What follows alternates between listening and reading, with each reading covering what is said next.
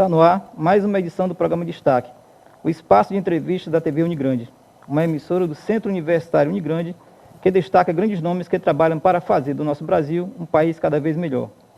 No programa Destaque, estamos promovendo uma série de entrevistas com personalidades da sociedade, enfatizando sempre a trajetória pessoal e profissional. Estaremos também discutindo importantes temas relacionados aos grandes problemas sociais do país, assuntos sempre frequentes aqui na nossa programação. No programa de hoje, conversaremos sobre humanização nos cuidados da saúde. Um dos desafios mais evidentes da gestão da saúde pública no Brasil é a melhoria da qualidade de serviços. A tecnologia trouxe a evolução de técnicas importantes e ganhos na gestão, mas, por outro lado, não é suficiente para promover a humanização na saúde, que está diretamente ligada à satisfação dos cidadãos. Prova disso é que mais da metade dos brasileiros, 54%, avalia o atendimento do Sistema Único de Saúde como ruim ou péssimo, segundo pesquisa do Datafolha, encomendada pelo Conselho Federal de Medicina em 2017. Outros 28 avaliam como regular e 17 como bom ou ótimo. O principal problema citado é a demora para marcar consultas, exames, seguindo da falta de recursos e má gestão. Esse levantamento é um retrato de que as reivindicações mais básicas são também as mais evidentes, e o maior prejuízo é que o enfoque essencialmente técnico se limita à cura e à manutenção da vida, desconsiderando aspectos relativos às necessidades psíquicas dos cidadãos. Para discutir sobre esse assunto, convidamos a enfermeira Andréa Marques, que também é professora do Centro Universitário Unigrande. A professora Andréa é graduada em enfermagem pela Universidade Estadual do Ceará, especialista em enfermagem do trabalho pela Universidade, pelo UFS também, especialista em saúde da família pelo UFC, mestre em ensino de saúde pela Universidade Estadual do Ceará e tem experiência na área de gestão em serviço de saúde, ensino superior e técnico, educação continuada, saúde pública, enfermagem, médico cirúrgica e emergência e adulto e pediátrica. Professora, seja bem-vinda ao nosso programa. A gente quer agradecer pelo convite, por aceitar o convite. Tá? E eu queria começar fazendo uma pergunta à senhora. Posso chamar de você, né? Pode, fique à vontade. Levar em consideração as necessidades do paciente e trabalhar com dados são passos importantes para tornar a assistência mais humana?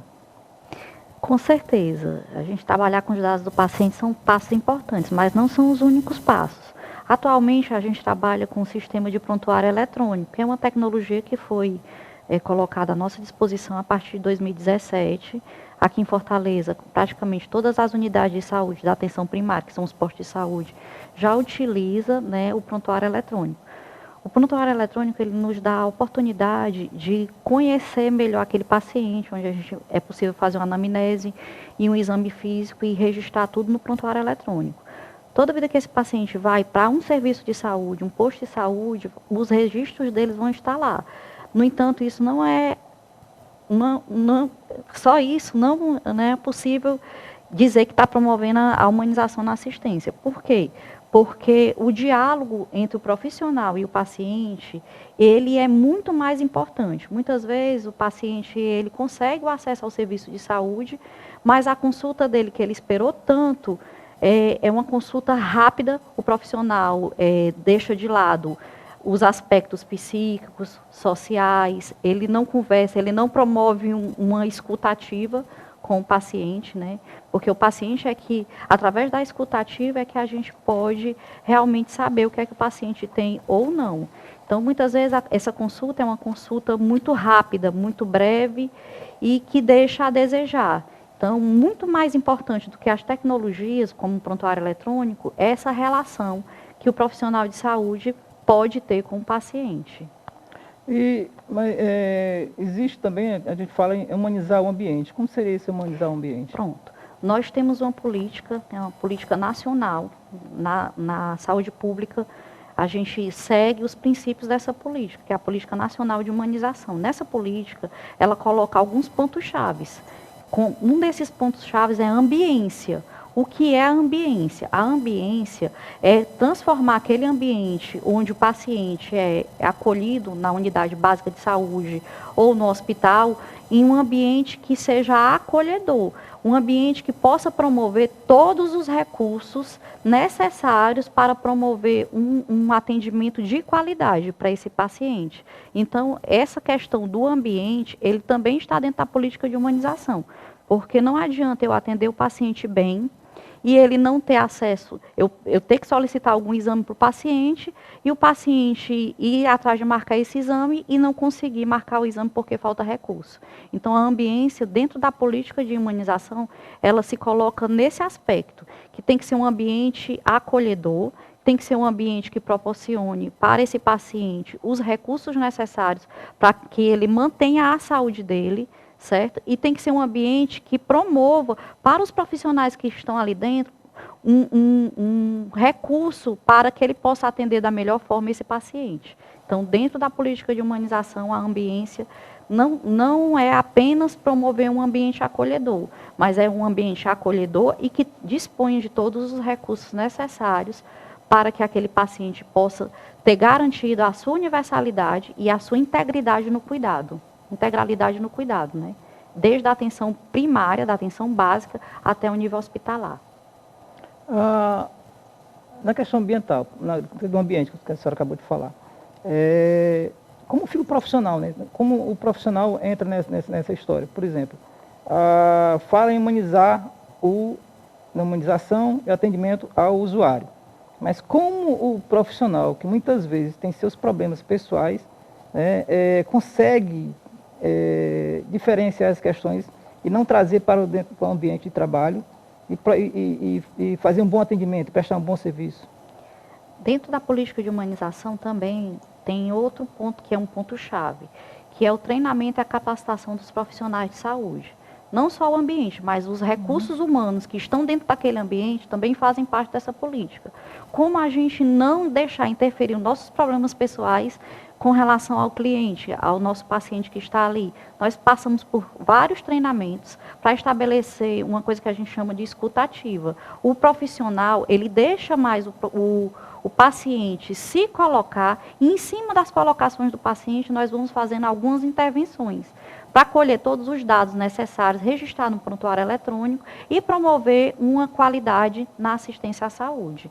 Então, existe dentro dessa política um recurso que é a capacitação dos profissionais, para que eles possam atender de maneira mais adequada esses clientes. Porque muitas vezes eles, como você mesmo falou, eles demoram tanto tempo para marcar uma consulta, para marcar um exame, aí quando chega ali o profissional se coloca numa postura que reprime o paciente. Então, nesses treinamentos que nós vivenciamos, né, que faz parte da Política Nacional de Humanização, ele praticamente ensina como conduzir uma consulta de maneira que deixe o paciente se colocar mais. Porque é o paciente que sabe da sua queixa, da sua doença, da sua história pregressa, que todos esses pontos são importantes. Então, um profissional, ele deve deixar o ambiente acolhedor e ele deve se colocar numa postura de acolhimento, que é aquela postura que você deixa o profissional, o paciente falar, né? Você se coloca, você recebe o paciente com satisfação. Quando o paciente entra no seu consultório, você dá um bom dia. E aí, como é que tá? Chama o paciente pelo nome, porque como você tem um prontuário eletrônico, na hora que o paciente entra no seu consultório, você já sabe o nome do paciente, né? Você já tem lido um pouquinho do histórico daquele paciente. Você chama o paciente pelo nome. Você se coloca numa postura de receber que quem está ali para prestar um serviço de qualidade para o paciente. Então, dentro da política de humanização, também tem essa capacitação de promover a escuta ativa. A escuta ativa é exatamente isso, você se colocar numa postura de receptor daquela informação que o paciente tem para você. E dessa forma, você pode promover, sim, um melhor diagnóstico, uma melhor assistência nas reais necessidades humanas, psicológicas, sociais que aquele paciente tem. Nós estamos falando, nesse primeiro momento, eu imagino assim, que esse atendimento, o primeiro atendimento, seria mais ligado aos postos de saúde. Né? Mas tem um profissional que lida com a realidade diferente do posto de saúde, que é aquele profissional que trabalham nos hospitais, né? Que lidam diretamente com problemas seríssimos quando o indivíduo já está com um problema de saúde bem avançado. Né?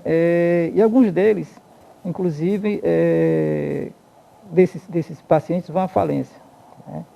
O que imagina que seja um problema muito sério para os profissionais de saúde que trabalham com esse paciente, né? Que são os técnicos que trabalham diretamente, e os enfermeiros.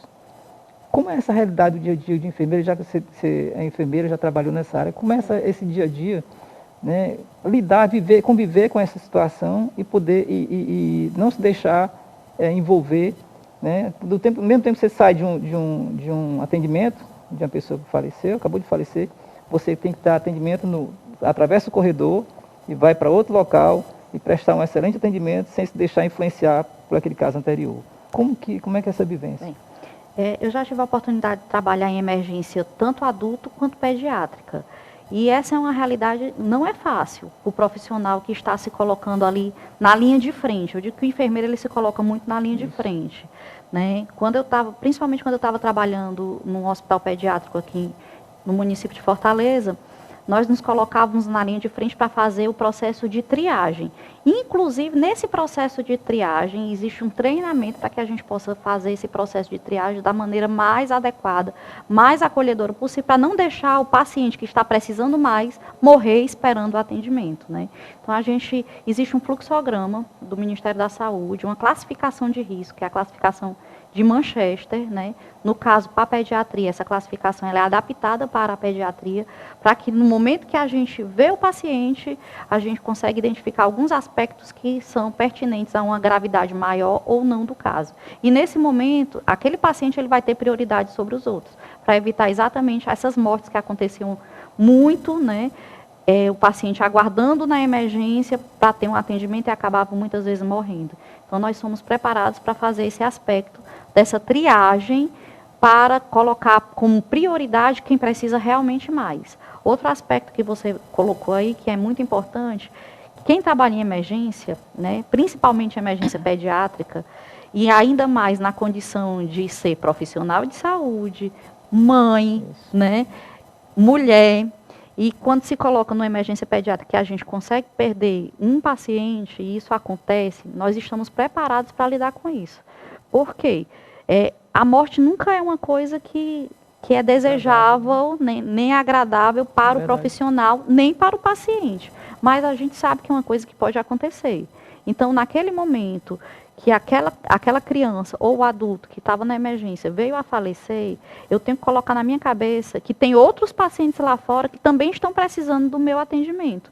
Então, eu tenho que prestar os cuidados necessários para aquele paciente que veio falecer, mas eu não posso esquecer dos pacientes que estão lá fora. Porque um daqueles pacientes pode ser um parente meu, pode ser um filho meu. Então, eu gosto muito de me colocar no lugar do paciente, sem deixar claro que meus problemas, minhas características pessoais interfiram nisso. Para isso, a gente também passa por um treinamento, para poder aguentar essa barra, né? Não é fácil, né? Principalmente para o enfermeiro, que atualmente, na política de humanização, nos protocolos, o enfermeiro é quem faz o primeiro atendimento, né? Ele que faz a triagem, ele que classifica o risco, existe uma classificação de risco, de gravidade, e é uma responsabilidade muito grande.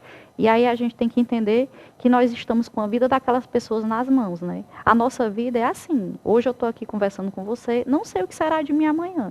Então, se um dia eu precisar de uma emergência, eu vou querer que tenha um profissional lá que me atenda com qualidade do jeito que eu ofereço esse atendimento para os outros, para os pacientes que estão ali aguardando o meu atendimento. Então, nesse sentido, eu não deixo esse aspecto da morte, do adoecimento interferir, porque eu sei que ali fora tem pacientes que ainda estão precisando de mim. E quando eu estou no plantão, realmente eu estou no plantão. Eu quero fazer sempre o melhor para o meu paciente. E em relação à questão, porque tem o paciente que se foi, que chegou a falecer, mas a família também ela tem uma pressão muito grande, né? Porque você, por mais que você queira controlar, a família também ela está naquele momento de angústia, de necessidade, até desespero. Né? Como que o profissional trabalha essa questão? Porque, de uma certa forma, você também não pode esquecer a família. Né? Porque também faz parte dessa questão da humanização, você discutir, conversar, né? Não só do assistente social, porque também, que eu já fui usuário do sistema já, então assim, eu vi em certo momento que as enfermeiras tinham assistente social, mas a enfermeira tinha que dar também de assistente social, tinha que conversar, dialogar, procurar saber alguns problemas, E como que essa vida, como é que é esse momento, como que o enfermeiro ele trabalha essa realidade? A família, Porque ela tem, faz assim, porque parte... tem um treinamento. Tem um Mas, treinamento. mas de qualquer forma, somos seres humanos, né, passíveis de alguns problemas, de adquirir alguns problemas que impactam na nossa vida, né? Com certeza. É muito difícil, não é fácil lidar com isso. Sobretudo quando se lida com criança, porque a família da criança ela não está preparada para perder a criança Sim, naquela fase da vida, né? É um pouco mais fácil lidar com o adulto que vem a falecer, porque geralmente é um adulto que já tinha um problema de saúde e na criança não, é bem difícil. A primeira vez que eu perdi um paciente pediátrico na emergência, eu fiquei realmente abalada. Eu fiquei nesse dilema de como é que eu vou lidar com isso, né? Mas não é que a gente se acostume com isso, a gente fica preparado para lidar, né? Aí a gente convoca uma equipe multidisciplinar para que um possa amparar o outro, não deixar tudo só na mão da assistente social, mesmo porque a assistente social ela não estava prestando os cuidados ali dentro da sala de reanimação, da sala de emergência, como nós, né? A assistente social ela fica como uma ponte para a família, mas a família ela tem que receber a notícia através de uma equipe multidisciplinar, para que ela tenha certeza que foi feito o possível para aquela criança ou aquele adulto que veio a falecer, para que mantivesse a vida, mas que infelizmente naquele momento não foi possível. Então esse apoio psicológico ele é muito importante, porque se a gente não souber dar um apoio psicológico para a família vai adoecer.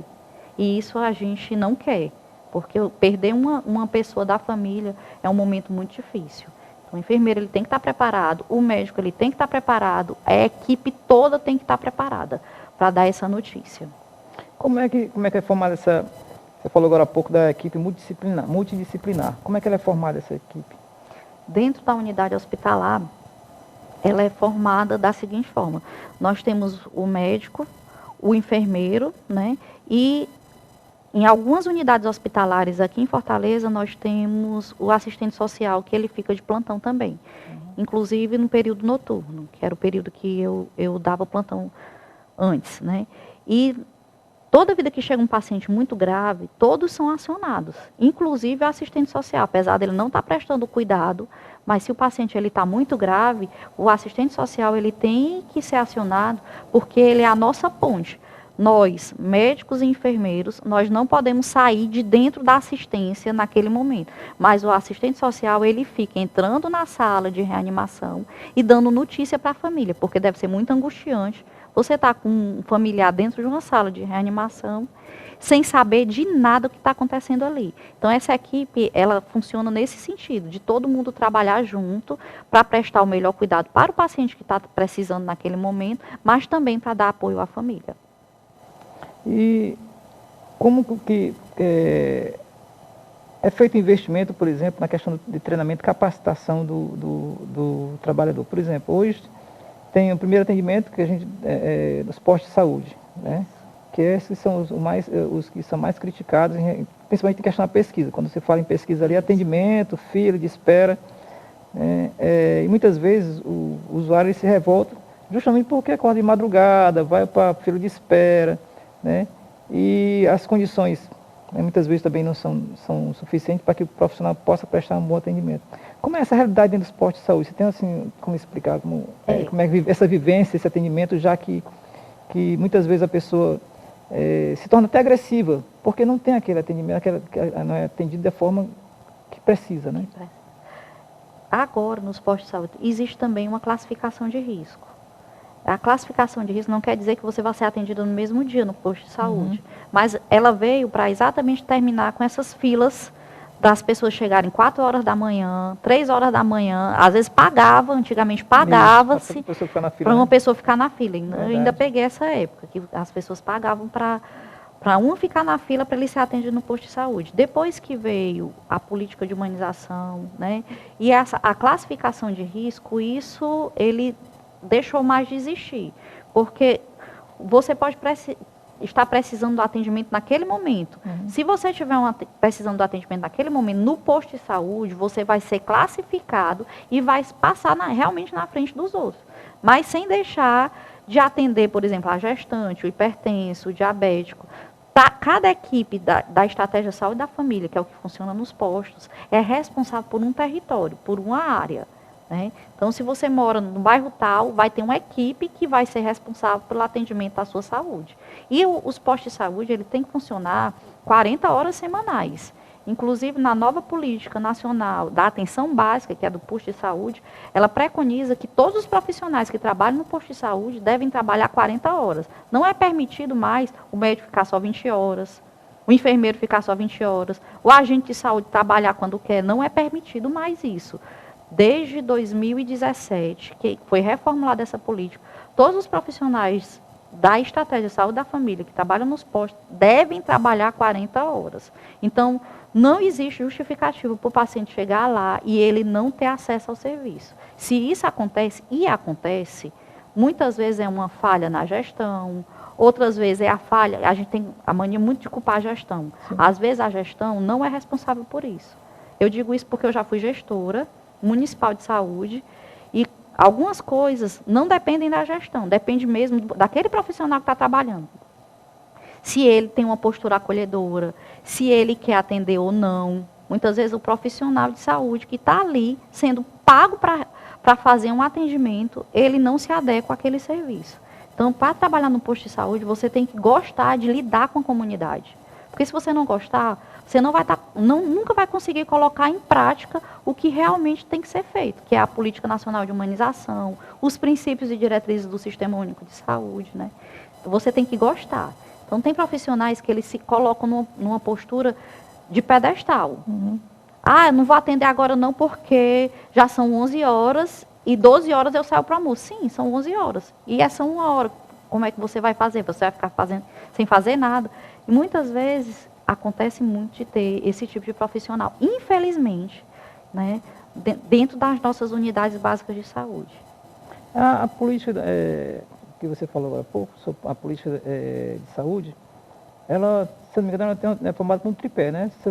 São os trabalhadores, representantes do Estado e da comunidade. A participação popular. Explica mais ou menos como é que funciona. Atualmente, nós temos um modelo, aqui em Fortaleza também já está funcionando, no posto aqui que a gente sempre está atendendo lá, o posto Valdemar de Alcântara, nós temos o Conselho Local de Saúde. Como é que funciona o Conselho Local? Ele funciona colhendo essas informações da comunidade, né, e levando para dentro da unidade de saúde, discutindo com o gestor e os profissionais de saúde. Então, formando bem esse tripé. E aí, nesse momento, é um momento de escuta. Como é que está sendo esse atendimento pelos profissionais? O que é que o gestor está fazendo para não deixar faltar recurso? O que é que a comunidade está querendo que nós, enquanto profissionais ou gestores, façamos para melhorar a qualidade de vida dela? Então, é um momento muito importante. E essas reuniões costumam acontecer mensalmente. Existem conselheiros locais de saúde, né, que eles são responsáveis por acolher essa demanda dos usuários do SUS e levar para essas reuniões para a gente discutir junto com a gestão do posto de saúde, os profissionais de saúde, o que é que a gente pode fazer para melhorar, sem deixar de empoderar a comunidade. Porque, assim, os profissionais de saúde eles estão fazendo o trabalho deles, a gestão está fazendo o trabalho deles, mas a comunidade ela tem que entender também que ela tem direitos, mas ela também tem deveres. Né?